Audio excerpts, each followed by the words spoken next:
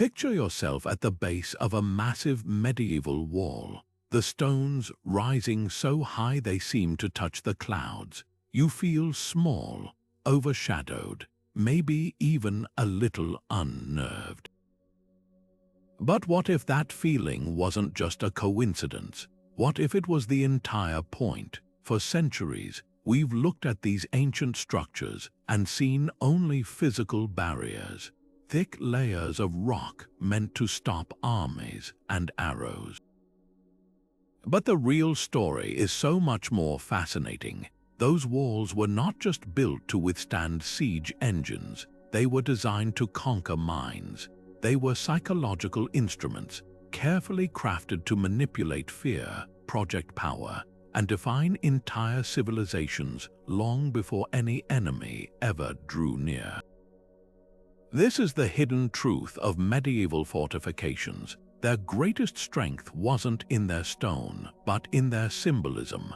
Their true purpose lived in the unspoken messages they carried, messages of control, belonging, divinity, and dread. And those messages still echo in the ways we build, organize, and even think about our world today. In this video, we're going to journey back through time to uncover how medieval walls functioned as tools of psychological warfare. We'll explore the clever illusions builders used to make walls appear impenetrable, the symbolic language carved into gateways and towers, and the way these structures divided societies into insiders and outsiders, creating identities that lasted generations.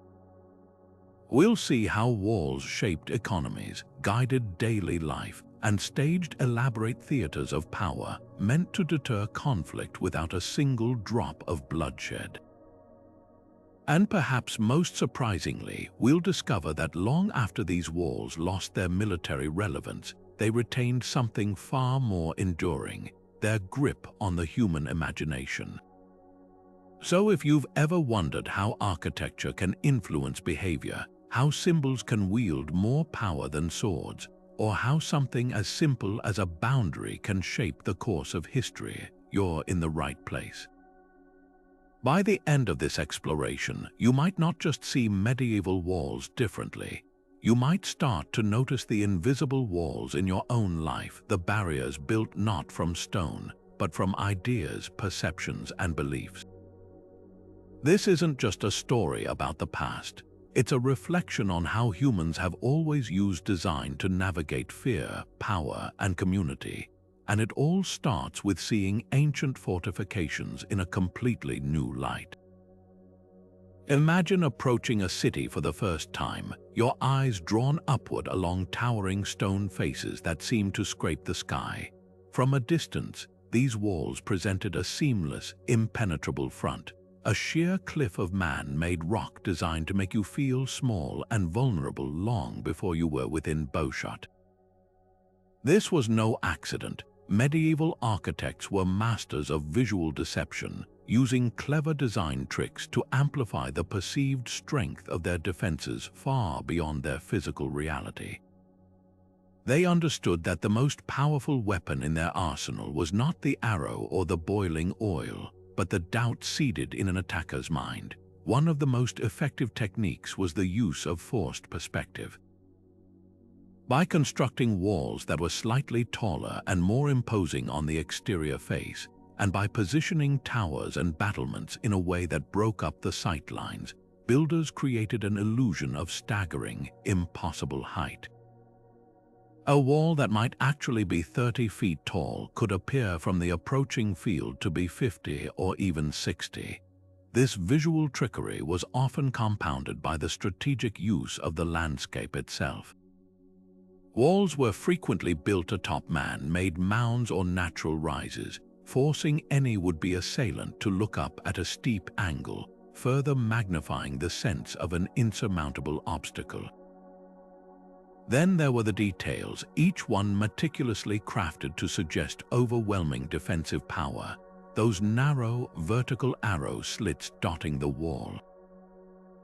From the outside, they made the stonework appear massively thick and formidable, a solid barrier that would take years to breach. In reality, while the walls were indeed thick, the slits were often designed with internal splaying wider on the inside to give archers a better field of view.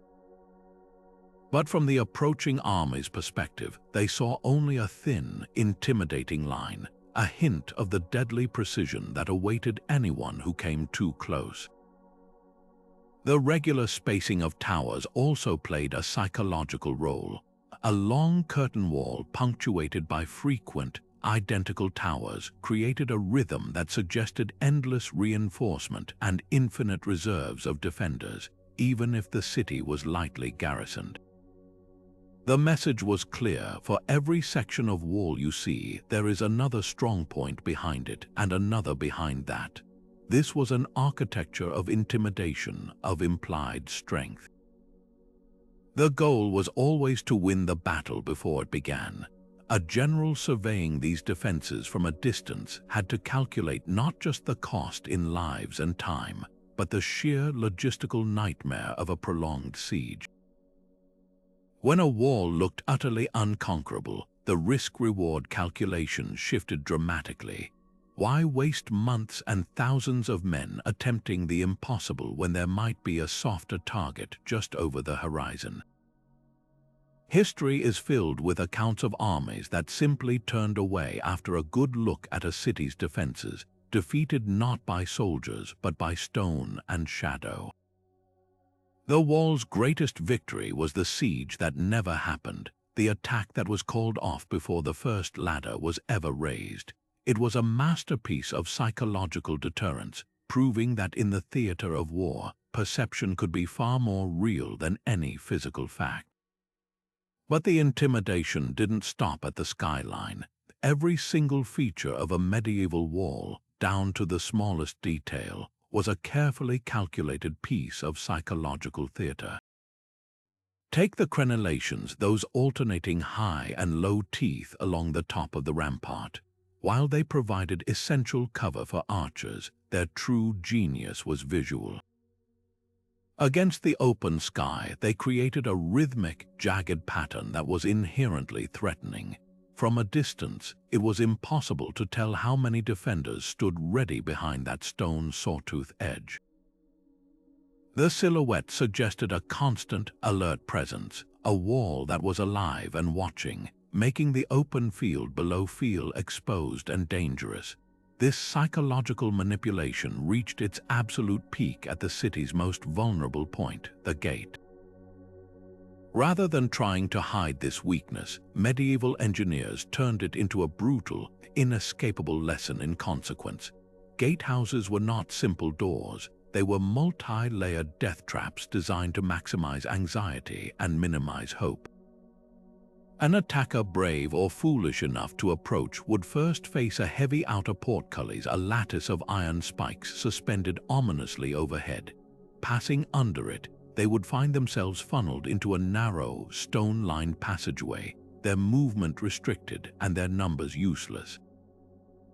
Above them, holes in the ceiling, aptly named murder holes, opened into darkness, a silent promise of the boiling water, hot sand, or heavy stones that could rain down at any moment. Further in, a second, sometimes even a third portcullis could drop behind them, cutting off retreat and sealing the invading force in a stone coffin. The entire experience was a masterclass in architectural psychology, transforming the act of entry into a slow, claustrophobic march through a gauntlet of visible threats. The message was not subtle. Every step forward was a step into a controlled nightmare, where the defenders held every advantage and the attacker was reduced to a helpless victim. This wasn't just about killing those who made it inside. It was about making the very idea of trying seem utterly terrifying to those still outside. The gatehouse stood as a monument to calculated risk, screaming that the price of admission was more than any sane army would ever want to pay. And if the sheer scale of the stonework was the first psychological blow, the symbols carved into it delivered the second. These walls were never blank slates. They were immense canvases for a very public kind of propaganda, a silent language of power intended to be read and understood by everyone who approached. Every coat of arms, every religious cross, every fearsome gargoyle peering down from the parapets was a calculated message, a strategic element in the psychological defense of the city. This wasn't mere decoration, it was visual warfare. Consider the heraldry. The crest of the local lord or bishop, displayed prominently above the main gate or on the largest towers, was a constant reminder of who held power. For a potential attacker, this was a direct challenge. To assault this wall was not just to attack a town, it was to attack a specific, powerful individual with vast resources and a long memory for grievances. It personalized the conflict, raising the stakes from a simple raid to a direct insult against a noble house, an act that would guarantee fierce retribution. For the defenders inside, those same symbols fostered a different psychology. They were a rallying point, a visual representation of the authority they served and the community they were bound to protect. It created a sense of fighting for something greater than themselves, strengthening their resolve to hold the line. Perhaps even more potent was the use of religious iconography. In an age of profound faith, walls adorned with crosses, statues of saints, or inscriptions calling upon divine protection transformed a military engagement into a spiritual battle. An army laying siege to such a city wasn't just fighting men, they were potentially challenging God's will. This could sow deep seeds of doubt and fear among the besiegers, making them question the morality of their cause and the righteousness of their commander. Were they inviting divine wrath for the people within? These symbols offered immense psychological comfort. They believed they fought with heaven on their side, that their walls were blessed and their cause was holy. This conviction could be the difference between a swift surrender and a defiant, prolonged resistance. Then there were the more primal symbols, like the grotesque gargoyles and fearsome beasts carved into the stonework. These weren't just fanciful drain spouts, they were representations of chaos, evil, and the monstrous forces that lay beyond the civilized order of the city. By placing them on the exterior of the walls, architects made a powerful statement. The chaos is out there, and we are safe in here. These carvings tapped into deep-seated superstitions and fears, acting as spiritual guardians that promised to repel not just human enemies, but malevolent supernatural forces as well. Together, this symphony of symbols, heraldic, religious, and mythological, formed a silent army that never slept. They worked tirelessly to demoralize the outsider and embolden the insider, proving that the most powerful defenses are often those that operate not on the battlefield, but in the human mind. But these walls did far more than just keep enemies out. They also drew a stark, unmissable line between those who belonged and those who did not. This was a world where your physical location, whether you stood inside or outside the stone perimeter, often determined your entire social and economic destiny. For those living within, the walls offered more than just safety from invasion. They provided a profound sense of privilege and identity. You were part of a chosen community, a collective that enjoyed the rights, markets, and relative order of urban life. This membership wasn't free. Taxes were paid, laws were obeyed, and in return you received the psychological comfort of being an insider, a citizen worthy of protection. Conversely, for those on the outside, the peasants, travelers, and merchants from other towns, the wall was a constant, cold reminder of their lower status. They lived in a landscape of vulnerability, exposed to bandits, wild animals, and the whims of the weather, while just a few hundred yards away, the fortified city thrived in relative security. This physical division cultivated a powerful us versus them mentality that benefited those in power. The people inside, constantly aware of the chaos beyond the gates, felt a stronger bond with each other and a deeper loyalty to the ruling class that organized their defense. Their identity became intertwined with the city itself. To defend the wall was to defend their home, their family, and their very place in the world. This architecture of exclusion also solidified economic hierarchies. The most valuable trades and guilds were almost always located securely within the walls, their operations protected and regulated. Markets inside the city could charge premium prices because they offered guaranteed safety for both merchants and customers. Meanwhile, outside the walls, economic activity was riskier, more informal, and far less lucrative. The wall itself became a symbol of this economic barrier, a visible representation of who had access to wealth and opportunity and who was left scrambling on the margins. This system cleverly incentivized those inside to support the status quo. The very existence of the wall made their lives better, so they had a personal stake in maintaining the social order that built it. The stone barrier was, in effect, a brilliant psychological tool for social control, making physical segregation feel like a natural and necessary part of life.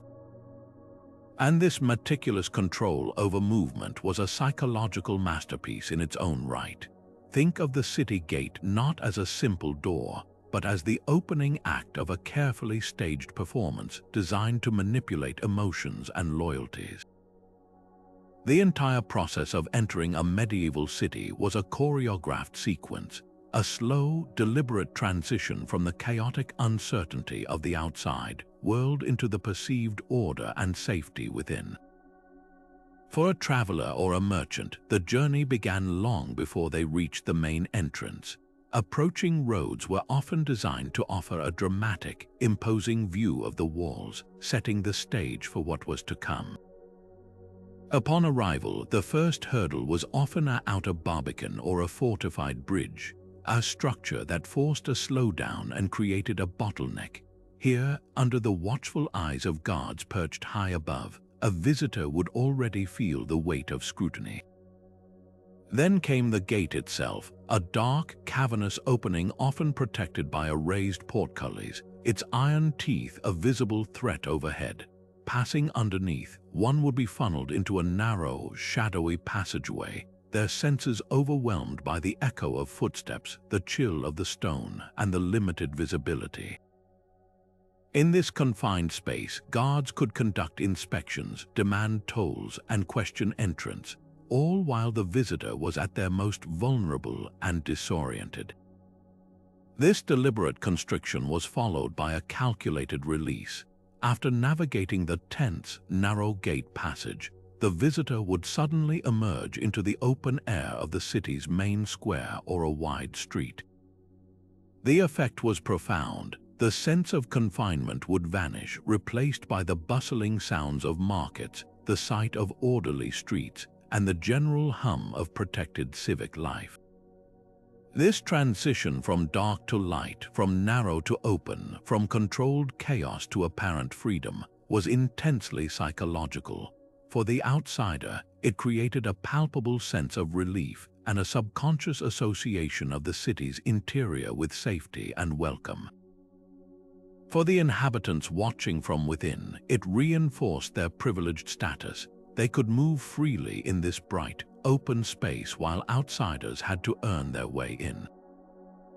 This daily theater of entry and exit constantly reminded everyone of the city's power to grant or deny safety. The inhabitants who passed through these gates with familiar ease developed a deep-seated psychological assurance. They felt uniquely protected, a feeling that fostered not just comfort, but loyalty and compliance with the ruling authorities. The very act of living inside such a controlled environment created a bond of mutual dependence. The people relied on the walls for safety, and the rulers relied on that feeling of safety to maintain a stable and obedient population. The perception of security, meticulously crafted through the experience of the gates, often proved far more valuable to a city's stability than the actual physical strength of the walls themselves. Beyond the silent intimidation of stone and symbol, medieval city defense was a living, breathing performance.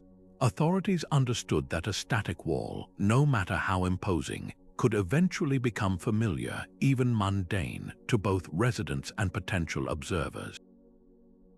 To combat this complacency, they turned their fortifications into a stage for a continuous and deliberate theater of power. These were not random drills. They were meticulously orchestrated spectacles designed to be seen and reported. Imagine the scene on a scheduled market day when the city was bustling with locals and visitors alike. The garrison would stage a dramatic display upon the ramparts. Columns of guards in polished helmets would march in perfect unison along the battlements, their spears catching the sunlight. The rhythmic clang of their armor and the synchronized stomping of their boots were a powerful auditory and visual cue of discipline and readiness. For the citizens below, this was far more than a simple parade. It was a tangible reassurance, a live demonstration that their protectors were highly trained, well-equipped, and ever vigilant. Watching these efficient maneuvers fostered a deep-seated sense of security and civic pride, reinforcing their belief that the city was worth defending and, more importantly, capable of being defended. This psychological boost was crucial for maintaining morale and public order, especially during times of political tension or rumored threats. The performance assured them that the considerable taxes they paid for the wall's upkeep were being put to good use, strengthening their trust in the ruling authority. Simultaneously, these displays were aimed at a very different audience, the outsiders. In an age of espionage, every city had foreign merchants, traveling diplomats, and potential spies within its gates. A well-publicized demonstration of military prowess was a brilliant piece of psychological communication directed squarely at them. A scout witnessing a seemingly effortless changing of the guard, or a mock battle where defenders practiced repelling scale models of siege towers with coordinated precision, would carry a daunting report back to his commanders. The message was clear: this city is not sleeping. Its defenders are professional, numerous, and rehearsed for any eventuality. The calculated spectacle made the prospect of a siege appear exponentially more costly and risky, often deterring aggression through the power of perceived preparedness alone. This clever manipulation of perception ensured the wall was never just a cold stone relic, but a dynamic and active participant in the city's defense, its psychological impact renewed with every public performance. Now consider the sheer scale of the undertaking. Building a city wall was one of the most ambitious and expensive projects a medieval ruler could ever attempt. It required an enormous investment of resources. Quarries had to be opened, forests cleared for timber, thousands of tons of stone and mortar transported and assembled by armies of skilled masons and unskilled laborers, all paid for by the state. The very act of construction was a powerful, ongoing advertisement of a ruler's capabilities. For the citizens watching this monumental effort unfold over years or even decades, it was a daily reminder of their leader's vast wealth, their mastery of complex logistics, and their unwavering dedication to public safety. This wasn't just a construction site, it was a theater of state power, a physical manifestation of the ruler's promise to protect. This display of organizational prowess served a dual psychological purpose. To external rivals and potential aggressors, a completed wall was a clear signal of a strong, centralized, and economically robust state. It communicated that this city was not some poorly defended outpost to be easily plundered, but the heart of a capable and resilient power. An attacking force would have to consider not just the physical barrier, but the organized society that built it, a society that could likely field a strong army, withstand a long siege, and exact a heavy price for any aggression. The wall, therefore, acted as a deterrent not merely through its height, but through the intimidating statement it made about the administrative strength behind it. Internally, the shadow of the wall cast a long and constant influence on the political psychology of the inhabitants. For the average subject living and working within its protection, the massive structure was an ever-present symbol of the ruling authority's dual nature, the power to protect and the power to punish. On one hand, it offered the comfort of security, fostering a sense of gratitude and loyalty towards the ruler who provided it. This created a powerful social contract. The people accepted the ruler's authority and taxes in exchange for the safety the walls represented. On the other hand, the wall was also a tool of control. Its gates could be closed to lock people in as easily as to keep threats out. The same ramparts that held guards looking outward could also be used to monitor the population within, a subtle reminder that the ruler's gaze was ever present. This fostered a psychology of compliance, where obedience was shaped less by the fear of a soldier's sword and more by the pervasive, awe-inspiring presence of the ruler's greatest creation. The wall became the ultimate symbol of the state's permanence and authority, making rebellion seem not just dangerous, but fundamentally futile against such an established and monumental power. This profound integration of faith and fortification transformed the very essence of a city's identity. It was no longer just a collection of buildings and people. It was a consecrated space, a spiritual fortress believed to be under divine guardianship. For the men and women living within, this belief was a source of immense psychological strength. When the alarm bells rang and soldiers rushed to the ramparts, the citizens weren't just defending their homes, they were answering a holy call, protecting a community that God Himself had blessed. This conviction could fuel a resistance far beyond what mere patriotism or fear could muster. People were willing to endure greater hardships, face longer sieges, and make more significant sacrifices when they believed their struggle had cosmic significance. The wall became a physical manifestation of their covenant with the divine, a stone and mortar promise that they were not alone in their fight. For any army contemplating an attack, this spiritual dimension introduced a terrifying new calculus. A medieval commander had to consider more than just his siege engines and troop numbers. He had to weigh the morale of his own soldiers, many of whom were deeply pious. The prospect of assaulting a city visibly under the protection of the cross or local saints could be deeply demoralizing. Priests and chaplains traveling with the army might even question the righteousness of the campaign, sowing dissent and doubt within the ranks. Would God forgive them for breaking down a gate adorned with holy imagery? Could they truly expect victory if they were, in essence, making war on heaven itself? This psychological warfare leveraged the attacker's own faith against them, turning what should have been a straightforward military objective into a potential spiritual crisis. The fear of divine retribution of bad weather, disease, or military failure being interpreted as God's punishment was a powerful deterrent that often worked silently in the background, long before the first catapult was ever assembled.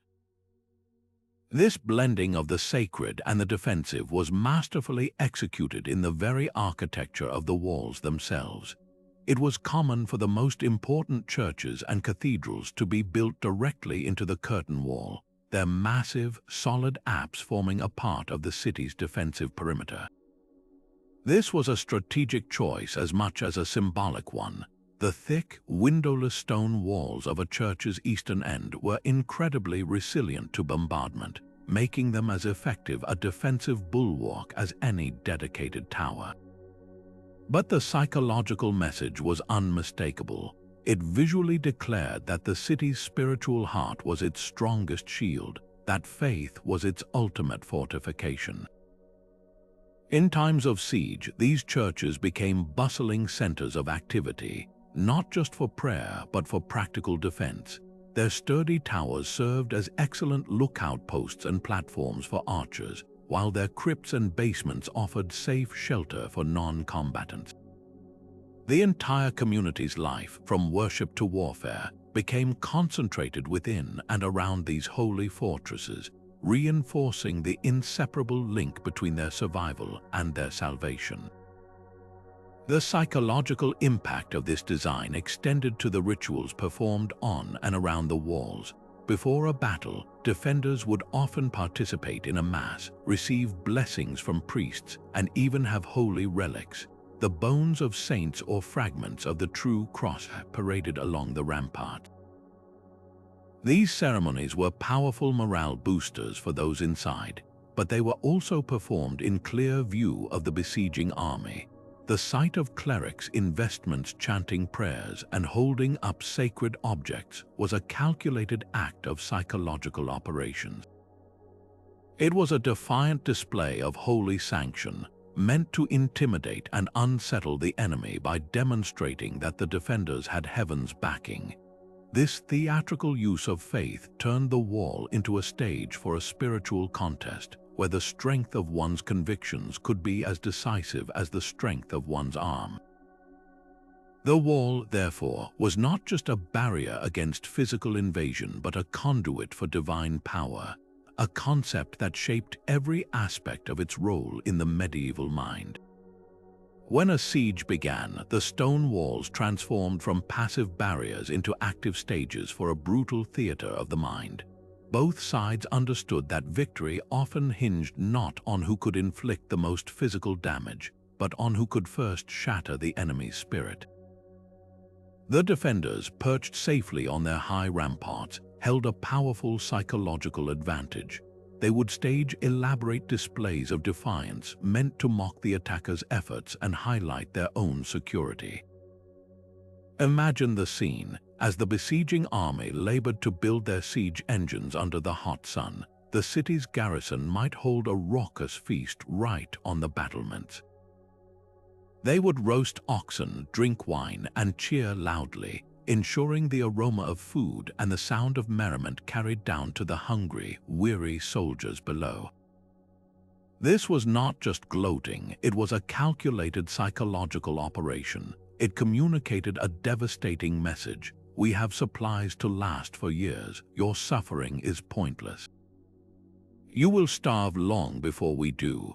The attackers, however, were not without their own arsenal of psychological weapons. To counter the defenders' displays of abundance, a besieging army might resort to horrifying spectacles designed to instill terror and despair.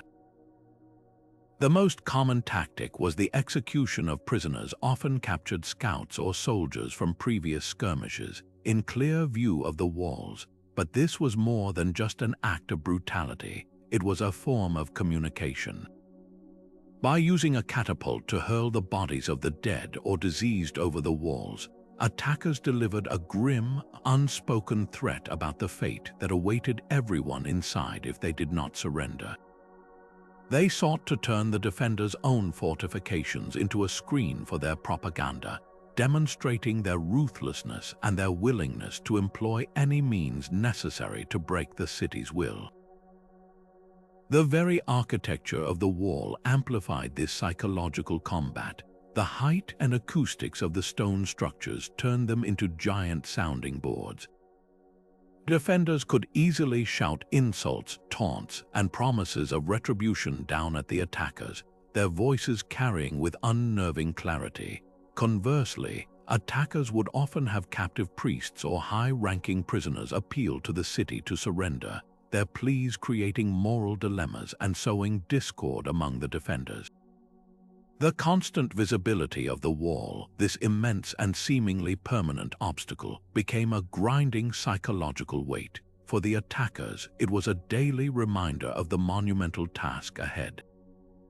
For those inside, it was both their protector and their prison, a constant visual representation of their isolation and the ever-present threat just beyond its safety. In this high-stakes environment, a single clever taunt or a well-timed display of force could demoralize an enemy more effectively than a volley of arrows. proving that the real battle was often won or lost in the space between the ears long before any physical breach was ever achieved. This powerful sense of us versus them, forged by the stones, wasn't just a vague feeling. It was the very glue that held the medieval city together, transforming a diverse population into a unified, resilient community. The wall did more than mark a boundary on a map. It drew an invisible line around a shared identity, creating a powerful psychological bond among everyone who lived within its shadow. Think of it as the ultimate team jersey, a constant, visible reminder that regardless of your job, your wealth, or your family name, you were all on the same side, part of a collective project called survival.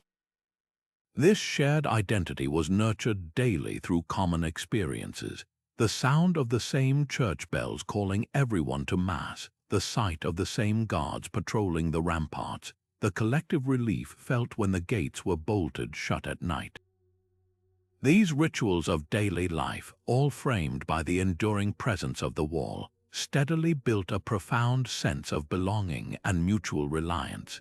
This forged unity was truly tested and proven during moments of crisis. When a threat appeared on the horizon and the siege bells began to clang, the usual social hierarchies and petty squabbles that divided people in times of peace suddenly melted away. The wealthy merchant, the lowly apprentice, the noblewoman, and the street vendor all found themselves standing shoulder to shoulder on the battlements, passing buckets of water to douse fires or helping to crank back a massive catapult. In that moment of shared peril, the wall became a great equalizer. Your value was no longer measured by your coin purse, but by your willingness to contribute to the common defense. This necessity bred a powerful form of practical solidarity, breaking down barriers and fostering a spirit of cooperation that might have been unimaginable just weeks before. People who had never exchanged a word suddenly found their fates inextricably linked, their collective survival depending on each other's courage and effort. This collective spirit created a powerful feedback loop of mutual responsibility, knowing that your neighbor was counting on you to hold your section of the wall, and that you were counting on them in return, fostered a deep sense of civic duty and personal investment in the city's fate. This wasn't abstract patriotism. It was a tangible, immediate understanding that the person next to you was essential to your own safety. This psychology of interdependence ensured that when the time came to fight, people weren't just defending their own property. They were defending their neighbors, their community, and the very idea of their collective life. A wall manned by citizens fighting for their homes, their families, and their fellow inhabitants was a far more formidable obstacle than one defended by a handful of disinterested mercenaries.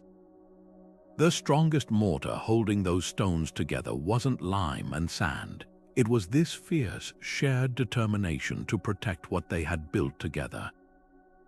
This incredible social cohesion, forged in the shadow of the ramparts, often made the difference between a city that surrendered at the first sign of trouble and one that held out against overwhelming odds, its spirit unbroken long after the physical defenses had been battered. But the impact of these walls reached far beyond forging social bonds. They were also masterful engines of economic control, meticulously designed to manipulate the very flow of commerce and the psychology of the marketplace. Every cart, every merchant, every sack of grain entering the city was funneled through the same fortified gates, transforming these strategic choke points into bustling hubs of fiscal authority. Here at the city's threshold, officials held the ultimate power, the power to tax, to inspect, to grant entry, or to deny it. This wasn't merely about collecting coins. It was about crafting a powerful narrative of privilege, safety, and superior value that everyone, from the wealthiest importer to the humblest farmer, was forced to accept. Inside the walls, this controlled access created a powerful psychological environment for trade. For the merchants setting up their stalls in the central square, the constant presence of the ramparts overhead served as a silent guarantee. It signaled to them and their customers that this was no ordinary market. This was a regulated, protected space where business could be conducted without the constant fear of bandit raids or rival gangs. This perceived security was a tremendous economic advantage. It allowed merchants to charge premium prices not out of greed, but because they were offering a premium product, certainty. Customers, in turn, were often willing to pay more for the assurance that their purchases were genuine. Their transactions were monitored for fairness, and they could browse without looking over their shoulder. The city, therefore, wasn't just selling goods, it was selling peace of mind, and the walls were the ultimate advertisement for that intangible yet invaluable commodity. This system fostered a powerful cycle of economic loyalty and growth. Businesses that thrived within this protected environment became deeply invested in the city's continued stability. They paid their taxes not just as an obligation, but as a kind of insurance premium, ensuring the gates remained manned and the walls remained strong. Their prosperity became directly linked to the perceived security provided by the fortifications. Conversely, for traders and producers from the outside, the experience was deliberately framed to emphasize their subordinate status. They arrived as supplicants, forced to wait in line, pay entry tolls, and submit to inspections before they could even access the lucrative market within. This ritual of entry constantly reinforced the city's economic dominance, reminding everyone that the real value wasn't just in the goods themselves, but in the privileged, safe space where they were sold. The wall, in this sense, was the greatest business asset the city possessed, a psychological tool that shaped markets, dictated value, and ensured that prosperity flowed inward, firmly under the control of those within the stone perimeter. Imagine knowing your city not by street names on a sign, but by the feel of the stones underfoot and the familiar silhouette of the guard towers against the morning sky. For a medieval resident, the wall was far more than a defensive structure. It was the central nervous system of daily existence, an ever-present framework that organized life itself. Your entire mental map of the city was built around it. You didn't think in terms of north or south. You oriented yourself in relation to the wall. You lived in the quarter between the East Gate and the River Tower, or your workshop was just a stone's throw from the smith's bastion. The wall provided a constant, reassuring anchor point, a massive, immovable reference that made the bustling, often chaotic warren of streets feel knowable and secure. This wasn't just geography, it was psychology. The wall's unshakable presence created a cognitive shortcut for navigating the world, freeing up mental energy for work, family, and community instead of constant, low-grade anxiety about the dangers beyond. This deep psychological embedding influenced the most mundane routines. The daily rhythm of the city was synchronized with the opening and closing of its gates. The deep, resonant clang of the portcullis being lowered at sunset wasn't just a signal that curfew was beginning. It was an auditory cue that shifted the entire mood of the populace. Inside, the sounds of the city would gradually change the bustle of merchants, giving way to the quieter hum of evening life, all under the known safety of the sealed perimeter. This ritual provided a profound sense of temporal order, structuring the day into safe and unsafe, open and closed, work and rest. The knowledge that the wall was there, constantly manned by watchful sentries, allowed for a quality of life we might take for granted today, the ability to truly relax. A craftsman could focus entirely on perfecting his trade, a merchant could plan for long-term investments, and parents could let their children play in the streets, all because the massive stone barrier absorbed the burden of vigilance. This psychological freedom from fear was the foundation upon which the rich cultural and economic tapestry of medieval urban life was woven. The wall's influence even extended into the social and economic geography of the city, physically defining neighborhoods and shaping community identity. The space directly adjacent to the interior of the wall was often less desirable, darker, noisier from the activity on the ramparts, and theoretically more vulnerable during an attack. This area was frequently home to the humbler trades, tanners, dyers, and other crafts with strong odors or loud processes that were politely kept away from the more affluent central squares. Conversely, the city's core, farthest from the walls, was often the domain of the cathedral, the town hall, and the homes of the elite, a location perceived as the safest of the safe. Thus, the wall didn't just keep threats out, it subtly organized the social hierarchy within, making your address a quiet indicator of your status. This physical manifestation of social structure was silently understood by everyone, another way the wall's presence governed life without a word being spoken. It was a silent, stone arbitrator of daily existence, its psychological reach touching everything from the price of your rent to the company you kept. Yet for all their intimidating grandeur, the truth lurking behind many medieval walls was far less formidable than their reputation suggested. Time, budget constraints, and the relentless march of military innovation meant that countless fortifications were riddled with hidden flaws that could prove catastrophic if ever discovered.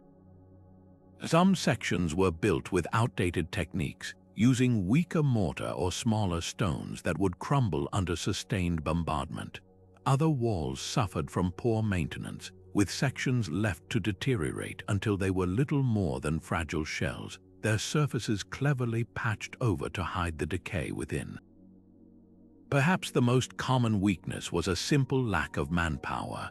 A wall stretching for miles might look imposing, but it was only as strong as the number of defenders available to patrol its length, and many cities simply couldn't field enough soldiers to watch every foot of the perimeter. Faced with these dangerous vulnerabilities, city authorities became masters of a different kind of warfare, the art of strategic deception. They understood that the most critical defense was not the stone itself, but the unshakable belief in its strength held by both their own citizens and any potential attacker. To maintain this vital illusion, they employed a fascinating array of psychological tricks designed to mask the truth. Weak points along the wall were often concealed behind clever false fronts, temporary wooden scaffolds covered in painted canvas to mimic solid stonework from a distance, or hastily built outer screens that made a thin wall appear massively thick. These theatrical props were the medieval equivalent of a movie set, creating a convincing facade of strength where none truly existed. The campaign of misinformation didn't stop with visual tricks. Officials actively cultivated rumors and spread exaggerated stories through merchants, travelers, and even double agents. A city with a chronically undermanned garrison might let slip whispers of a secret pact with a neighboring lord who had promised 500 fresh knights at the first sign of trouble. Another town, knowing its western wall was dangerously unstable, might deliberately leak false maps to spies showing that same section as the strongest point, reinforced with hidden underground chambers filled with elite troops. In taverns and market squares, controlled gossip would circulate about vast stockpiles of food that could last for years, or secret wells within the walls that made sieges pointless, or even experimental weapons like Greek fire that could burn entire armies where they stood. This deliberate manipulation of information created a cloud of uncertainty around the city's true capabilities, making any potential aggressor hesitate. This psychological compensation proved astonishingly effective because it targeted the decision-making process of the attacking commander. When faced with the choice of where to focus an assault, the fear of the unknown often outweighed the attraction of the known weak point. What if those rumors of hidden pit traps were true? What if that seemingly vulnerable gatehouse was actually the most heavily fortified death trap of all? The risk of wasting precious time, resources, and lives on a feint or a reinforced position was simply too great. Many commanders, faced with these calculated uncertainties, would choose to bypass the city entirely or settle for a negotiated settlement rather than gamble on attacking what might be a fatal illusion.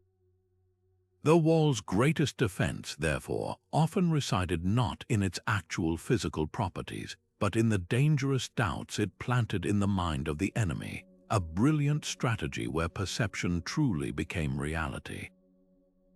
Then came the thunder. The invention and widespread use of heavy cannon and explosive artillery in the 15th and 16th centuries fundamentally changed the rules of the game. Those towering, majestic stone walls that had dominated the landscape for centuries, walls that had been designed to repel ladders, battering rams, and trebuchets, were suddenly terrifyingly vulnerable. A well-placed cannonball could shatter a gatehouse or reduce a proud tower to rubble in hours, not weeks. The very architectural principles that had created psychological dominance, height, verticality, and imposing silhouettes were now a liability. A tall wall was simply a bigger target. It seemed for a moment that the age of the defensive wall was over, a relic made obsolete by the relentless advance of technology. But a fascinating thing happened. While the traditional form of the wall was indeed defeated, its psychological function refused to die. Cities and military engineers didn't abandon fortification, they brilliantly adapted its language. They realized that if height was no longer an advantage, then low profile and resilience would have to become the new tools of intimidation. The old, vertical model of defense was replaced by a new, horizontal one. They began constructing massive, squat ramparts known as bastion forts or trace Italian. These were sprawling complexes of low, thick, earth-packed walls, often faced with brick, that were designed to absorb cannon fire rather than defiantly resist it. Their defining feature was the angular bastion, a sharp, pointed projection that allowed defenders to create overlapping fields of fire, ensuring that any attacker approaching the wall would be caught in a deadly crossfire from multiple angles. This new design was less about looking impenetrable from a distance and more about creating a terrifying, inescapable killing zone for anyone who dared come close. The psychological message shifted from "you cannot climb me" to "you cannot survive my approach." The fear was no longer generated by sheer scale, but by the promise of hyper-efficient, modernized death. A general surveying these new fortifications would see not a majestic cliff face, but a low, geometric, and brutally logical machine for warfare. Its psychological power lay in its cold, mathematical precision. It communicated that the defenders were not relying on ancient stones, but on the latest, most deadly science of war. The unseen, calculated angles of fire were more frightening than any towering height, because they spoke of a defense that was intelligent, adaptive, and ruthlessly effective. And just as before, these new designs incorporated masterful deception. Knowing that the greatest threat was a sustained artillery barrage against a single point, engineers became masters of misdirection. They built false gates and dummy ramparts to lure enemy cannon into wasting their precious ammunition on worthless targets. They concealed their own artillery batteries behind grassy embankments, only to have them emerge and unleash devastating volleys from unexpected directions. The layout of these fortress complexes was often deliberately confusing, with multiple concentric rings of walls and complex, zig-zagging entranceways designed to disorient and trap an invading force. The psychological warfare continued, but its vocabulary had changed. It was no longer about projecting divine favor or timeless power. It was about projecting a cool, calculated, and technologically superior lethality. The wall had evolved, and in doing so, it proved that its true purpose was never really about the stone at all. It was always about the mind of the person looking at it. Even as the thunder of cannon fire faded into history and the practical need for high stone barriers vanished, the walls refused to disappear from the city's heart. Their military function may have been retired, but they were granted a new, equally powerful role. They became the grandest stages for civic life, the most cherished backdrops for the rituals that bound a community together. No longer needed to keep enemies out, they were now essential for keeping memory and identity in. The annual parade that once showcased the city's militia now celebrated its heritage, winding its way along the top of the ramparts for all to see. The festival that marked the changing seasons would often culminate in a spectacular fireworks display launched from the ancient towers, painting the modern sky with light against the silhouette of the past. These were not random choices of venue, they were deliberate acts of connection. By hosting these events on the walls, the community was physically walking its history, touching the same stones that its ancestors had defended, and in doing so, reinforcing a powerful, unbroken line of belonging. This transformation from an instrument of war to a symbol of peace speaks volumes about the deep psychological need these structures fulfilled. They evolved into permanent, open-air monuments to resilience and continuity. A family enjoying a Sunday stroll along a tree-lined rampart, now a public park, was engaging in a quiet ritual of remembrance. Parents pointed out the same views to their children that their own parents had shown them, weaving personal family stories into the larger tapestry of the city's history. The wall became a shared heirloom, a physical heirloom that everyone in the community owned a piece of. Its presence offered a profound sense of stability in a world of constant change. No matter how much the city modernized around it, the wall remained, a silent and reassuring witness to generations of lives lived within its embrace. This enduring symbolism provided a crucial anchor for civic pride, a tangible answer to the question, "Who are we?" that was far more powerful than any history book. This psychological imprint is why we so often choose to preserve these structures long after their original purpose has been forgotten. We invest vast sums to restore crumbling battlements, not for any military reason, but because we recognize their value as vessels of collective memory.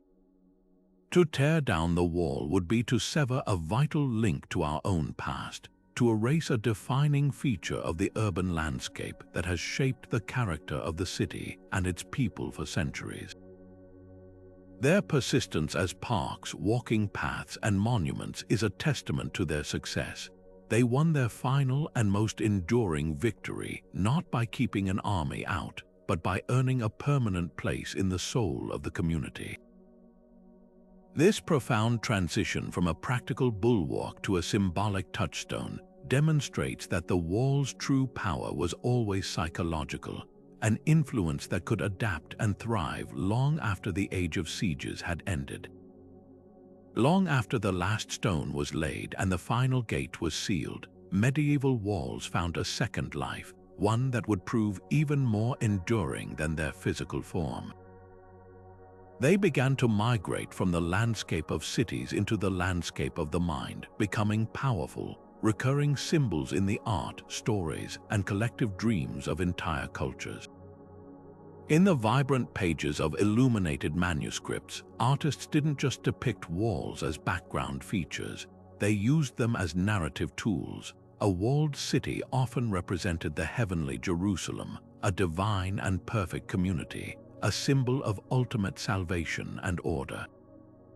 Conversely, a lone figure outside the walls could represent exile, spiritual isolation, or a state of profound vulnerability.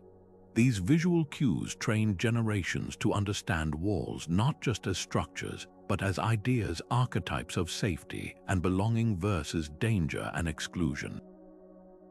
This symbolic language flourished in the epic poetry and chivalric romances that were the popular entertainment of their day. The walls of a city were never just a setting. They were a character in the story, an objective to be won, a barrier to be overcome, or a symbol of a hero's ultimate goal. In tales of the Trojan War, passed down and rewritten throughout the medieval period, the immense walls of Troy are as central to the story as Achilles or Hector.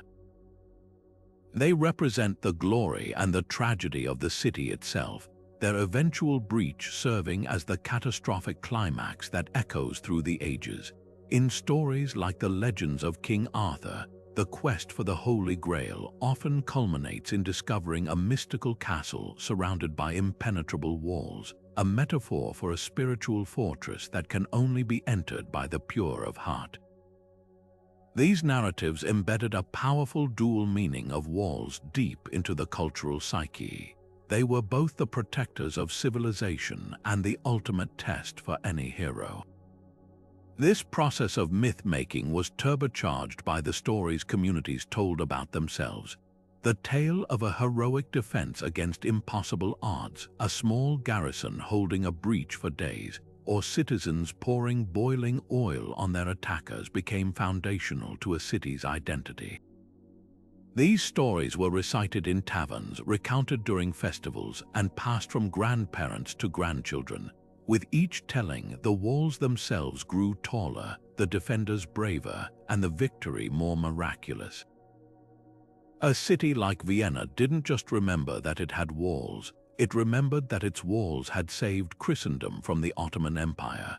A town like Rouen didn't just recall a siege, it cherished a story of cunning and resilience staged upon its ramparts. These narratives transformed cold stone into a warm, shared heritage, a source of immense local pride that bound the community together across centuries.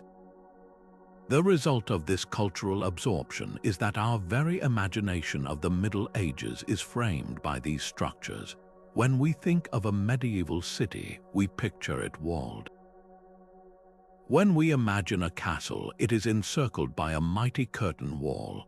This imagery, passed down through paintings, poems, novels, and now films and games, has cemented the wall as the definitive symbol of the era.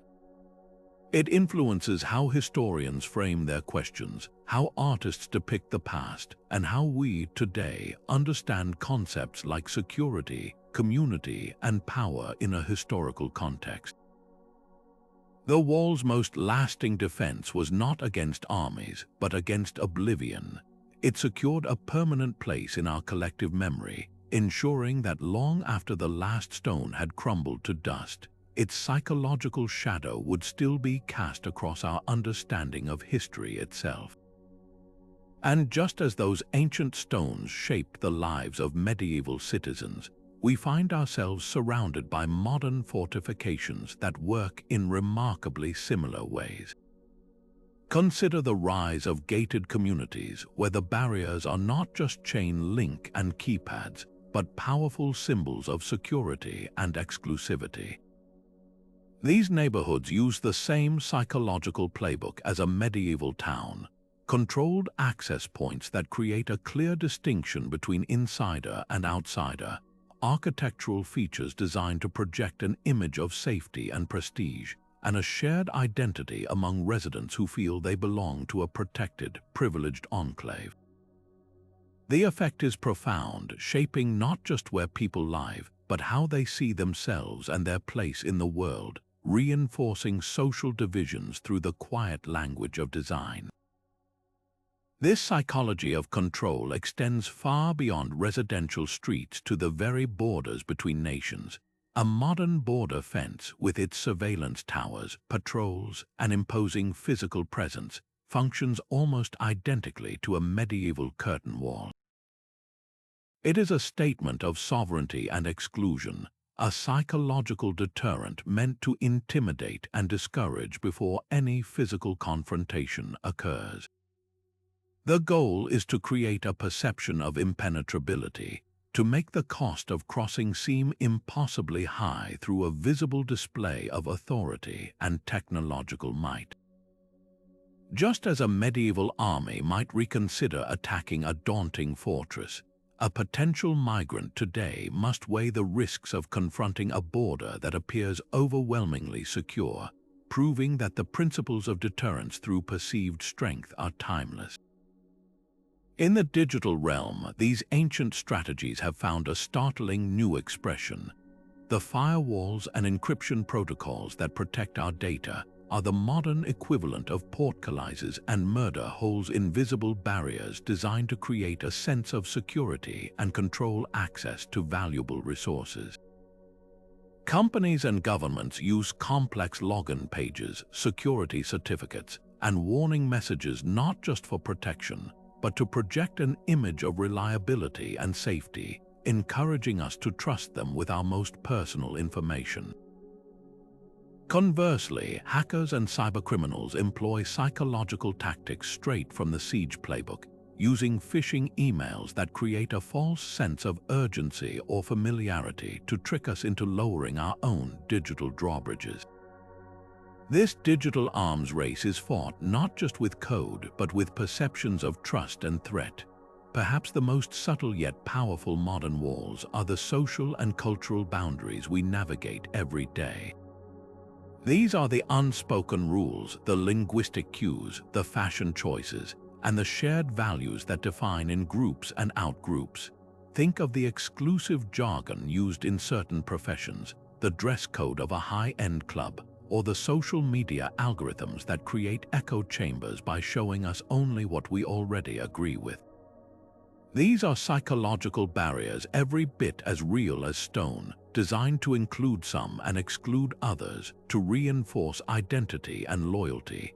They help us understand who we are by showing us who we are not, creating a sense of belonging that comes, like medieval citizenship, with both comfort and constraint. Recognizing these parallels gives us a powerful lens through which to examine our own world. The medieval wall teaches us that physical barriers are often secondary to the psychological ones they represent, the fears, hopes, and identities they help shape. When we see a gated community, a border fence, or a privacy policy, we can now ask not just what it does, but what it means. What message is it sending? What behavior is it encouraging? What identity is it reinforcing? This awareness allows us to see the invisible architecture of our own societies, to understand how we are being guided, protected, and sometimes manipulated by the psychological landscapes we inhabit. The principles haven't changed, only the materials. Perched high on a hill in the heart of southern France, the fortified city of Carcasson presents a vision of medieval might so perfect it almost feels like a fantasy. With its 53 towers piercing the sky and a double ring of ramparts stretching for nearly 2 miles, it is the textbook definition of an impregnable fortress. Yet the true genius of Carcasson lies not in its stonework, but in the masterful illusion it projected. This was a place engineered to appear unconquerable, a psychological weapon so effective that it often won its battles without a single arrow being nocked. For centuries, armies looked upon its daunting silhouette and simply decided to go elsewhere, making Carcasson one of history's most compelling examples of defense through deterrence. The architects of this colossal project understood that the key to security was not just building strong walls, but building walls that looked impossibly strong. The decision to construct 2 separate, concentric rings of defense was a stroke of psychological brilliance. An approaching army would first have to contemplate breaching the outer wall, all while knowing that even if they succeeded, they would then be trapped in a deadly killing zone between the outer and inner defenses, completely exposed to arrows, rocks, and boiling liquid from both sides. This nightmarish scenario was enough to give any seasoned commander pause. Furthermore, the sheer number of towers created a rhythm of strength, suggesting that every single inch of the perimeter was heavily manned and vigilantly guarded. From a distance, the city didn't just look fortified. It looked alive, watchful, and utterly relentless. This carefully cultivated aura of invincibility is precisely what allowed Carcasson to thrive for so long with remarkably little actual warfare. Historical accounts reveal that despite its formidable reputation, the city had a critical weakness. Its access to fresh water was limited and vulnerable to disruption. A determined besieger who knew this and was willing to commit to a long, grueling blockade could have potentially starved the city into submission, yet that rarely happened. The overwhelming visual impact of the defenses successfully masked these vulnerabilities. Potential attackers, like the notorious Black Prince during the 100 Years' War, would arrive, survey the staggering fortifications, and conclude that the cost in time, resources, and lives would be catastrophic. They would then choose to bypass the city, attacking softer targets in the region instead. The wall's greatest triumph was the conflict it prevented. The story of Carcasson powerfully reinforces our core idea that these structures were mental fortresses long before they were physical ones. Their primary function was to shape decision-making, to get inside the head of the enemy, and sow seeds of doubt and fear that would grow into a forest of hesitation. The stones were important, of course, but they were merely the medium. The real message was one of overwhelming power and inevitable cost, a message so convincingly delivered that it became a self-fulfilling prophecy. Carcasson didn't need to be the strongest fortress in France. It only needed to be perceived as such. In the end, its most powerful defenses were not made of mortar and rock, but of perception and psychology, proving that the most impenetrable barrier is often the one that exists in the mind. While the walls of Carcasson were a masterclass in visual intimidation, the Theodosian walls of Constantinople took the psychological principles of defense to an almost mythical level. This was not merely a barrier. It was a sprawling, multi-layered monument to military engineering that seemed to defy the very logic of conquest. Imagine approaching this legendary capital. First, you would confront a wide, water-filled moat that could be crossed only under a hail of projectiles. Beyond that rose an outer wall, itself a formidable obstacle, manned by thousands of militia. But the true heart of the defense lay beyond, a massive inner wall, towering over 40 feet high and 16 feet thick, reinforced by 96 colossal towers positioned so that defenders could unleash a devastating crossfire on any foe trapped between the layers. This was not a single wall, but a deadly, three-dimensional maze of death, and its reputation preceded it by centuries. The legend of these walls was so potent that it famously deterred one of history's most fearsome conquerors, Attila the Hun. Despite leading a seemingly unstoppable force that had ravaged the Balkans, Attila took one look at the monumental defenses of Constantinople and made a calculated decision to simply bypass the city entirely. He understood that the cost of a direct assault would be catastrophic, not just in terms of immediate losses, but in the prolonged siege that would bleed his army dry and stall his campaign's momentum. This decision, forced by the psychological weight of the walls, arguably altered the course of history, sparing the Eastern Roman Empire at a critical moment and allowing it to endure for another 1,000 years. The walls had achieved their ultimate victory without a single clash of steel. This aura of invincibility was carefully cultivated and reinforced over generations through a powerful blend of strategic storytelling and visible, unwavering maintenance.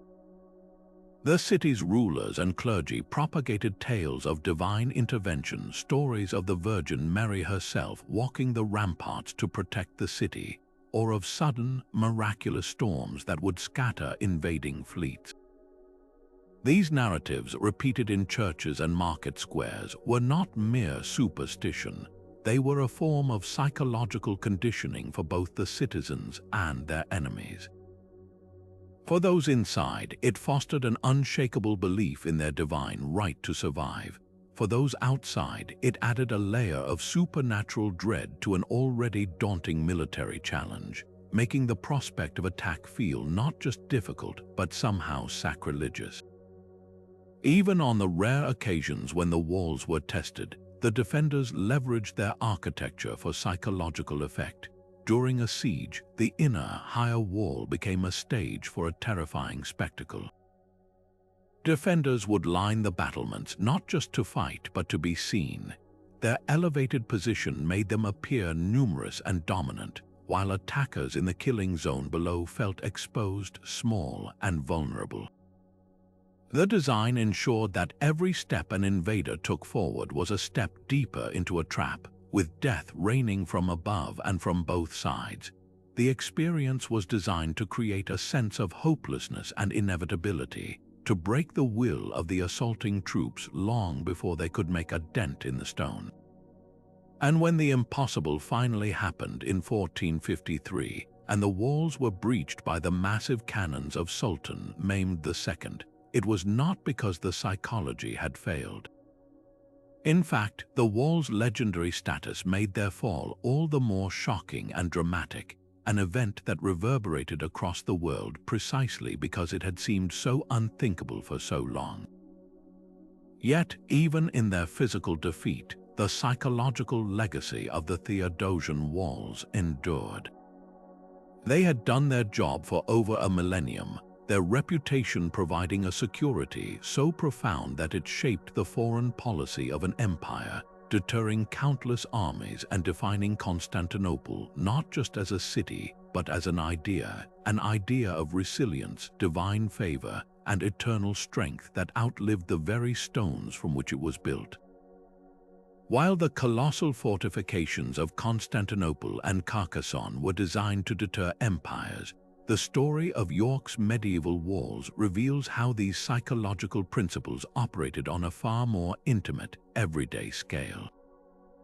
Here, the goal wasn't to make a legendary conqueror turn his entire army around.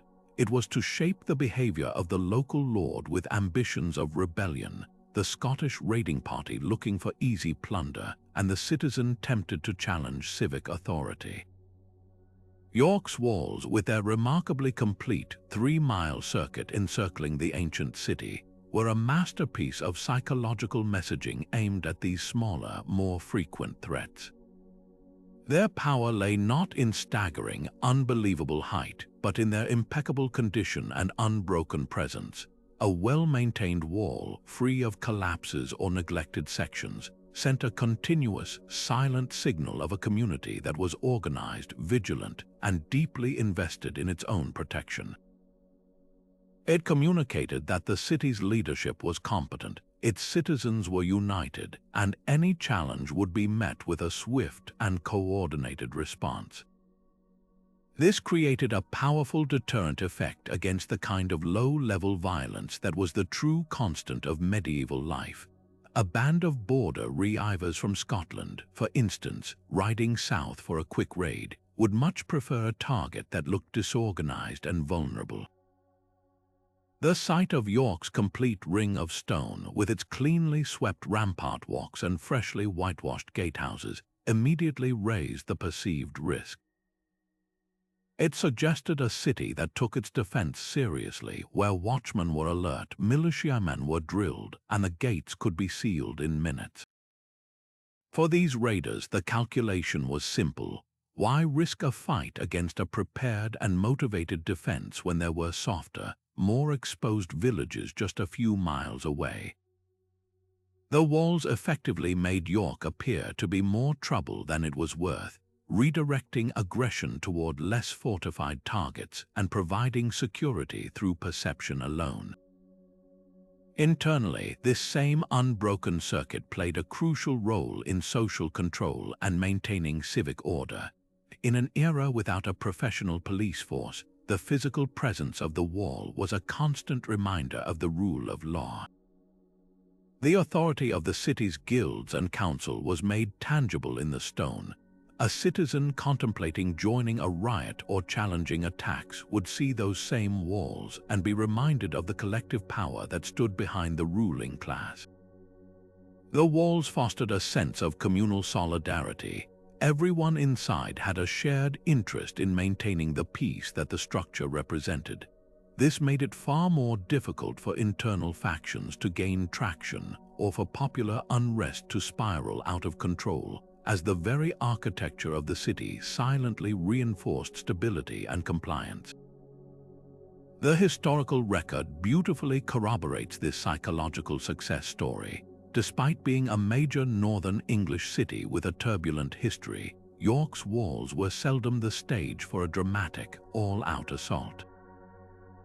They were not tested because they didn't need to be. Their primary function was not to withstand a prolonged siege, but to project an image of strength that prevented conflicts from starting in the first place. The money saved on never having to rebuild battlements or ransom captured citizens was instead poured back into the city's economy and culture, allowing York to flourish as a center of trade and religion. This case study proves that the most effective fortress is not necessarily the one that wins the most famous battles, but the one that so effectively manages perceptions that it rarely has to fight at all. If the wall was the city's mighty body, then the gates were its carefully controlled senses, the precise points of contact with the outside world where every interaction was monitored, measured, and manipulated. These were not mere openings in the stone, they were highly engineered psychological theaters designed to stage a powerful drama of transition for every single person who passed through. The entire journey was a carefully choreographed experience, a slow, deliberate ritual that transformed the simple act of entering a city into a profound psychological event. From the moment a traveler spotted the gatehouse in the distance, the performance began, leveraging architecture and authority to shape perceptions and enforce a new reality. Consider the approach. Roads leading to the main gate were often deliberately designed to be long, straight, and exposed, forcing anyone approaching to spend a significant amount of time under the watchful gaze of the guards high above on the ramparts. There was no sneaking up on a medieval city. This extended approach created a prolonged period of anticipation and vulnerability, allowing the imposing scale of the gatehouse to fully impress itself upon the visitor's mind. As they drew closer, the details would become terrifyingly clear. The dark, shadowed arch of the entrance, the glint of the iron portcullis' teeth suspended overhead, the narrow murder holes dotting the ceiling of the passageway. Every element was a visible promise of the lethal force that could be unleashed in an instant, setting a tone of absolute authority before a single word was spoken. Then came the moment of passage itself, a masterclass in sensory and psychological manipulation. Stepping through the gate was not a simple matter of walking from outside to inside. It was a journey through a series of constricting and expanding spaces designed to disorient and intimidate.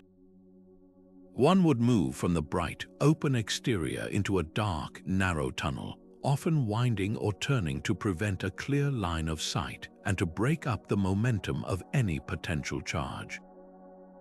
The air would grow cool and damp, the sounds of the outside world becoming muffled and replaced by the echo of your own footsteps and the clatter of armor from the guard chambers. This sensory deprivation heightened anxiety and focused attention entirely on the controlled environment. Within this stone throat, the city exercised its power. Guards would demand tolls, inspect goods, and question travelers under the ominous shadow of the raised portcullis, a constant visual reminder that exit could be barred as easily as entry. The experience was a powerful lesson in vulnerability and subordination. For an outsider, it was a humbling process that reinforced their lower status. For a returning citizen, it was a reassuring ritual of homecoming, a tangible transition from the chaos of the road to the order of the city. This controlled threshold brilliantly manipulated the very concept of belonging, making it a privilege granted by the authorities, not a right. The gate served as a physical and psychological filter, ensuring that everyone who entered did so on the city's terms, their mindset already shaped by the architecture of control before they ever set foot on the main street. This fascinating divergence in design reveals that while the core psychological purpose of walls was universal, the specific fears and values they were built to manipulate varied dramatically from culture to culture. In Europe, as we've explored, the dominant psychological strategy was one of outward-facing intimidation.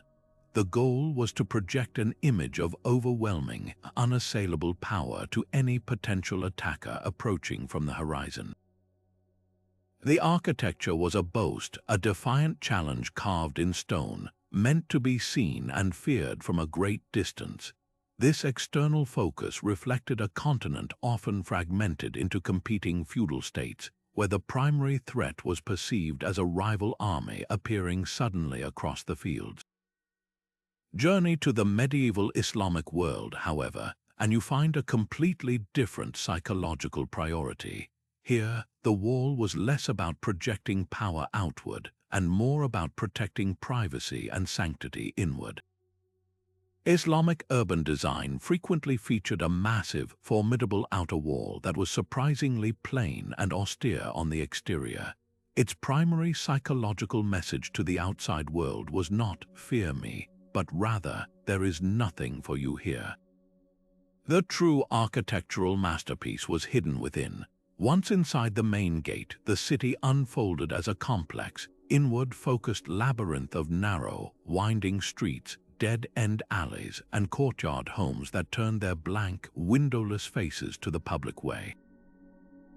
This intricate layout was a deliberate psychological design to create a community that was private, introverted, and incredibly difficult for an outsider to navigate.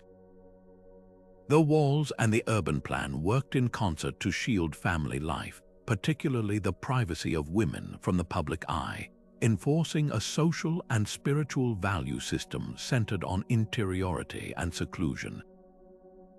The fortress was not just the outer wall. The entire city became a defensive maze that protected its cultural and religious heart from prying eyes. Meanwhile, in China, wall-building psychology reached its most sophisticated and spiritually integrated form. Chinese walls, particularly those surrounding cities and the imperial capital, were not merely military structures. They were cosmological diagrams etched onto the landscape. Their design was meticulously aligned with the principles of Feng Shui and Confucian ideology to ensure harmony between the human world and the cosmic order. The ideal walled city was a perfect square, oriented to the four cardinal directions, with a grand gate at the center of each side. This symmetrical, geometric perfection was psychologically powerful. It communicated that the society within was stable, orderly, and in perfect balance with the universe itself. For the inhabitants, living within this sacred geometry fostered a profound sense of their place in a well-ordered cosmos. For any potential attacker, the sheer perfection and symbolic weight of the structure presented a daunting psychological barrier. To attack such a city was not just an act of war, it was an assault on the fundamental order of heaven and earth. The Great Wall of China stands as the ultimate expression of this philosophy, though its psychological impact was multifaceted. While it certainly functioned as a formidable physical barrier against northern nomadic tribes, its immense scale and continuous presence across the brutal terrain served an even greater psychological purpose for the Chinese state itself. It physically and mentally defined the boundary between the civilized, agricultural world of the Middle Kingdom and the chaotic, untamed lands of the barbarians. For the millions of citizens living to its south, the wall was a permanent, reassuring symbol of the emperor's power and his divine mandate to protect the realm. Its very existence, known to be a project that had consumed countless lives and vast resources, was a continuous reminder of the state's overwhelming capacity for organization and control. It was a psychological anchor for an entire civilization, a tangible line between order and chaos that shaped the Chinese worldview for centuries. These regional variations powerfully demonstrate that walls were never just neutral engineering projects. They were cultural mirrors, reflecting and reinforcing the deepest values, fears, and beliefs of the societies that built them. A European wall tells a story of feudal competition and the glorification of military might. An Islamic city wall speaks of privacy, community, and spiritual interiority. A Chinese wall reveals a worldview obsessed with cosmic order, bureaucratic control, and the definition of civilization itself.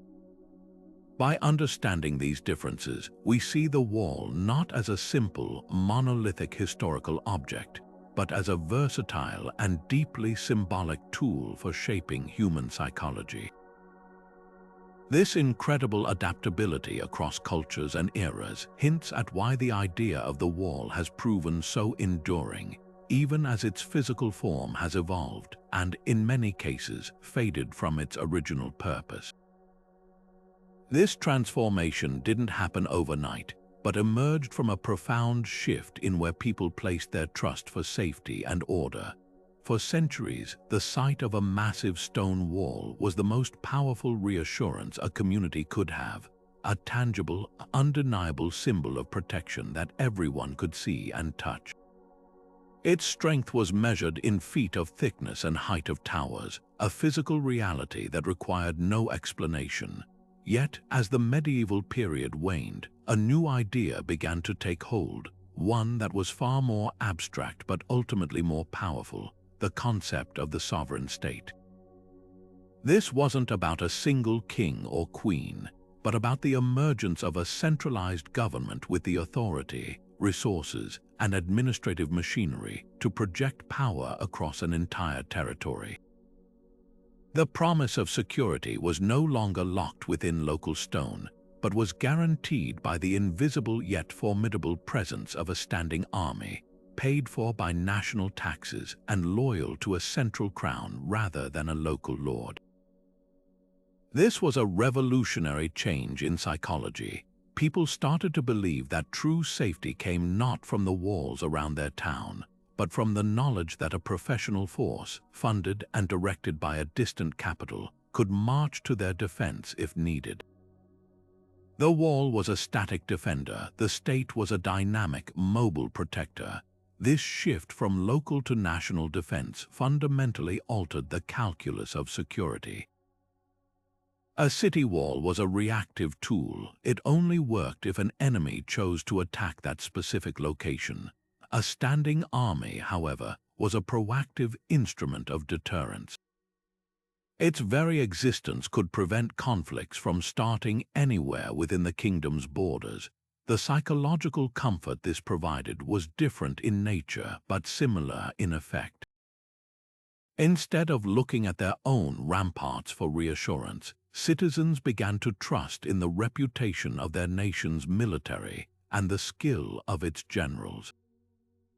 This trust was placed in institutions: the royal treasury that funded the troops, the diplomatic corps that forged alliances, the military academies that trained officers, all of them abstract concepts compared to the brute physicality of a wall. Security became a matter of faith in systems and processes that were largely unseen.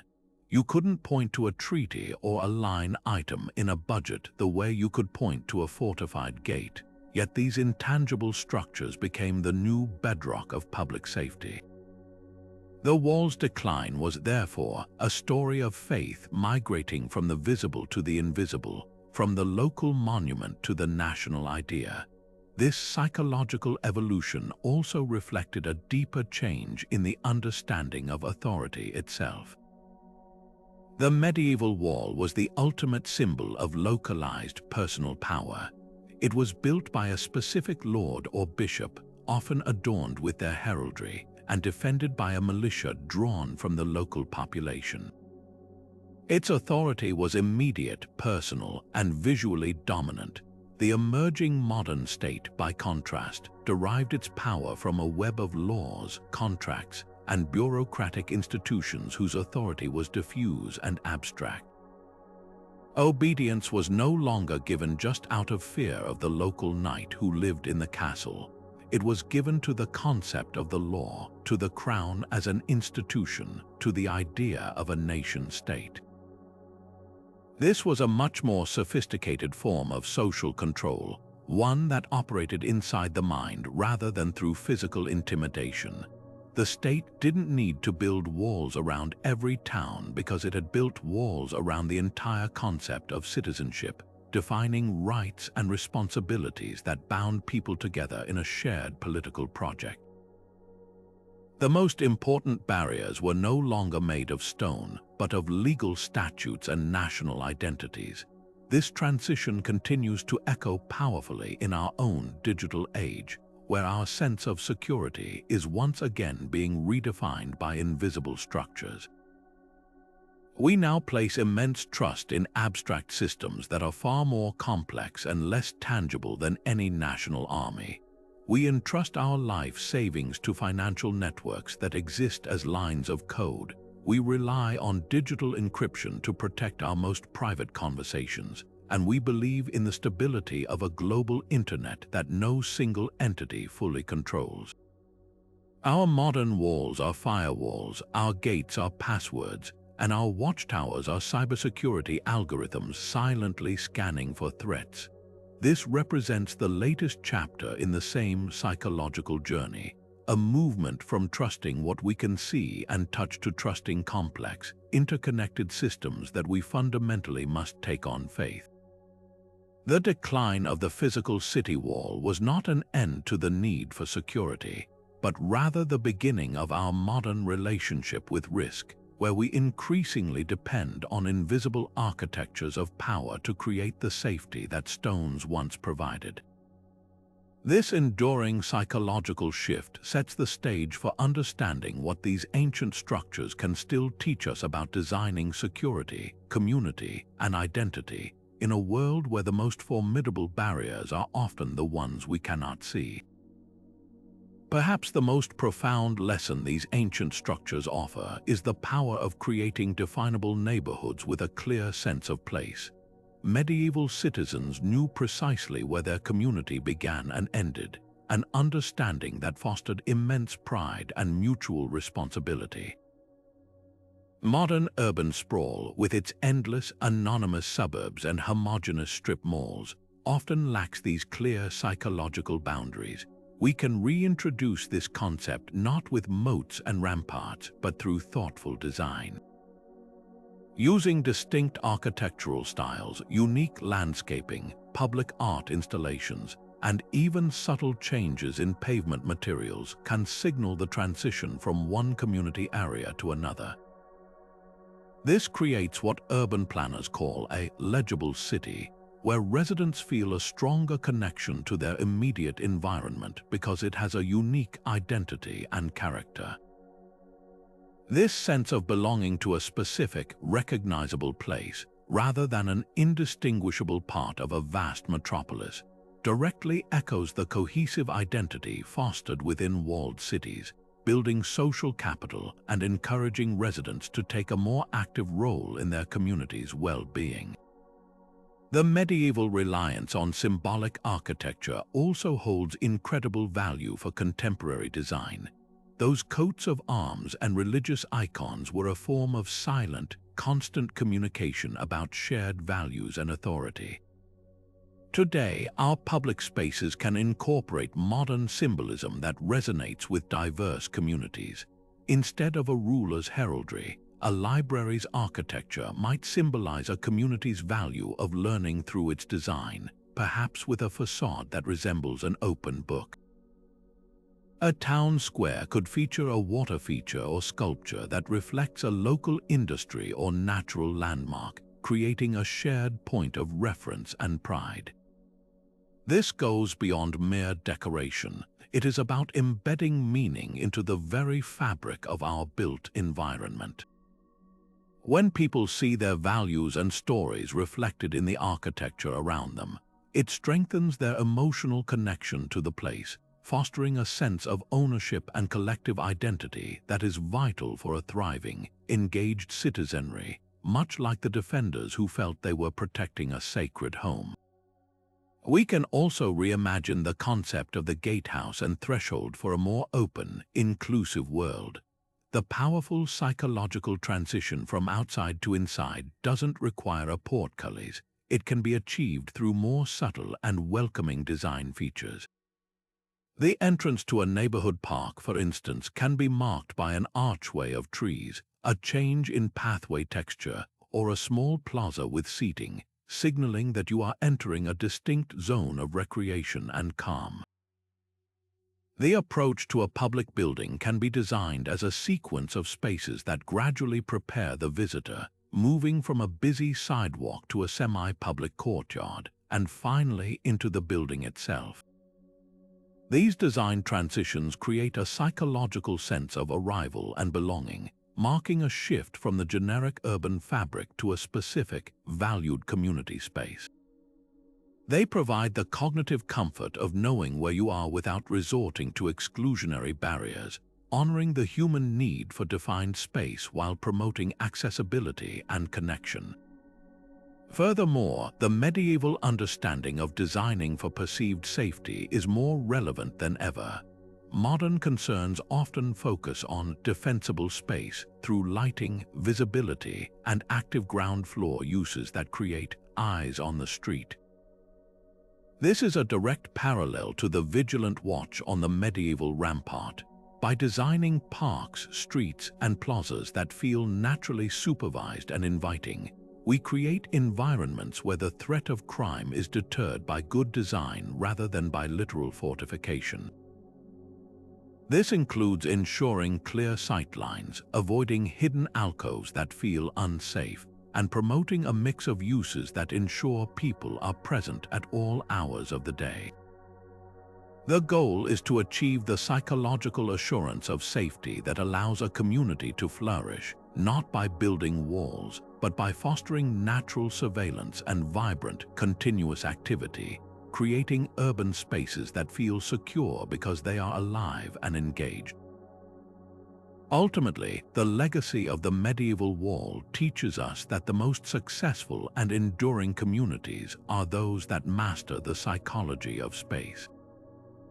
They understand that human beings need to feel a sense of belonging, identity, and security to truly thrive. By looking to the past not for literal blueprints but for these underlying psychological principles, we can forge a new path for urban design. We can create cities that are open and connected yet still rich with character and community spirit, places that offer the profound psychological comforts of the walled city, safety, identity, and belonging without any of the physical divisions. This approach allows us to build not just collections of buildings, but true habitats for the human spirit, designed for connection in the modern world. Medieval city walls stand as a powerful testament to a profound and enduring human truth, that our greatest sense of security has always begun not with stone, but within the mind itself. These ancient structures were far more than just physical barriers. They were masterful psychological instruments, meticulously crafted to cultivate specific fears, reinforce unshakable loyalties, and forge powerful identities. They prove a timeless principle that echoes through the centuries. A barrier built in the imagination can often be far more formidable than any built of mortar and rock. The true genius of these fortifications lay in their ability to win conflicts before they even started, to maintain order without constant force, and to build communities bound by a shared sense of purpose, all by mastering the delicate art of perception. From deterring vast armies with nothing more than a daunting silhouette to shaping the very economic and social structures of the societies they enclosed, these walls teach us that influence through perception is one of humanity's most enduring strategies. This is not a lesson locked in the past, it is acutely relevant in our modern digital age. Today, our walls are often invisible, built from lines of code, social norms, and economic policies. We navigate digital firewalls that guard our data, social barriers that define our in-groups and out-groups, and cultural boundaries that influence our choices and beliefs.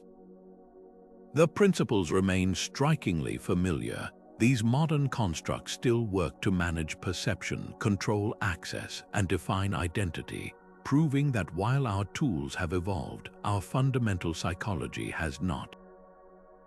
As we reflect on the hidden language of these ancient stones, it invites a moment of personal consideration.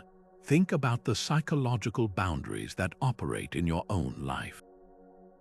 What are the modern walls, the gated communities, the exclusive social circles, the algorithmic filters on your news feed that shape your behavior and define your world?